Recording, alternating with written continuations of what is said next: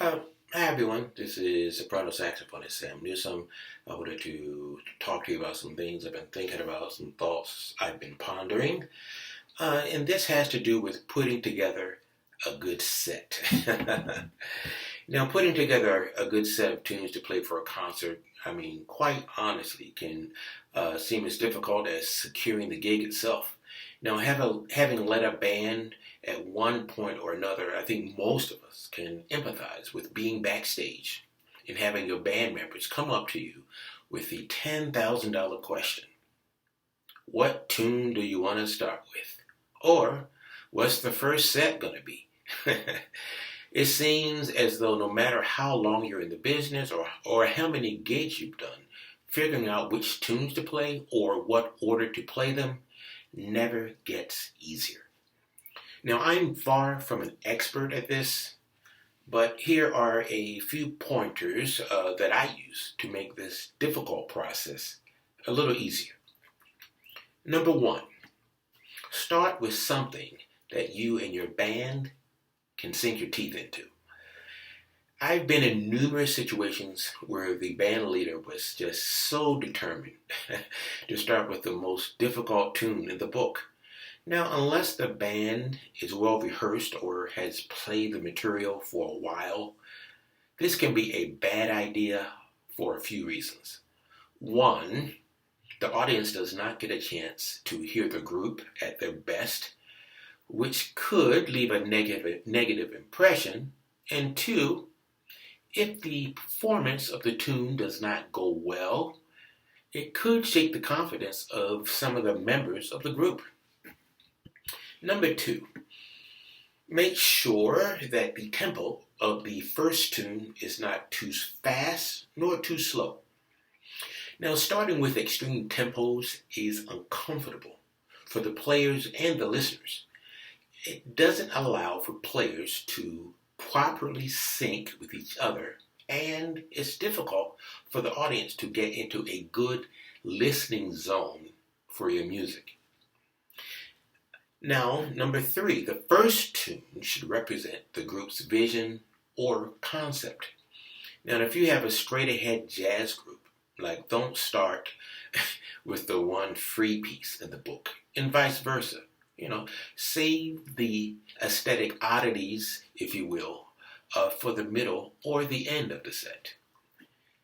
Number four, as the leader, make sure you start with something that you don't have to read.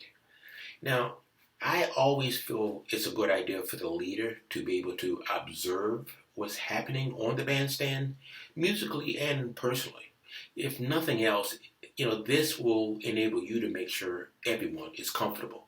Now, this is very difficult to do if all of your energy is going into reading and or counting. Number five, make sure that the first tune isn't too long. Now, it's good to let the audience hear a range of what you do, I think, before you get into the middle of the set. And this is difficult to do if the first tune lasts for 20 minutes.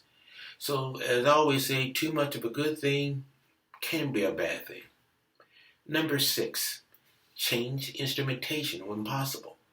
Now, if you're leading a quartet, having all four musicians play all the time, I think can become very predictable. Try this. Play solo, play duo, trio. This can be a welcome deviation, from the norm. And again, it gives the listeners a different context to absorb your music. Number seven, keep the talking to a minimum.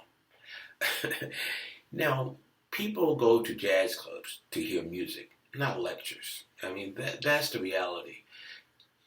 And now, an entertaining anecdote to set up a tune, can be a nice transition. But for the most part, you really just want to give the audience pertinent information. Who's playing the tune? What tune is being played, and things of that nature. I think talking too much during the set, it just prevents listeners and players from losing themselves in the music. Number 8, make sure that you don't play more than 2 consecutive tunes with a similar feel and tempo.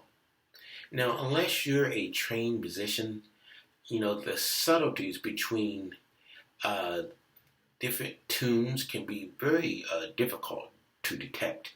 Now, this is why it's good to choose material that takes the listener and the music into unique and distinct areas. Number 9, plan the set far in advance. Trying to put together a set 5 minutes before the downbeat can just be nerve-wracking. Now, I would start thinking about what to play, as far as a week before. This way you have a chance to weigh the different options. And also, even if you put together a set at the last minute, you still would have spent quality time weighing the different tunes, or I should say the different sequence of tunes, and in the uniqueness that they have to offer. So it's not totally last minute, even though it might be put together last minute. The thought process that went into it is something that had been going on for a while. And number 10, have more than one tune option ready. Sometimes it's difficult deciding between 2 tunes to play.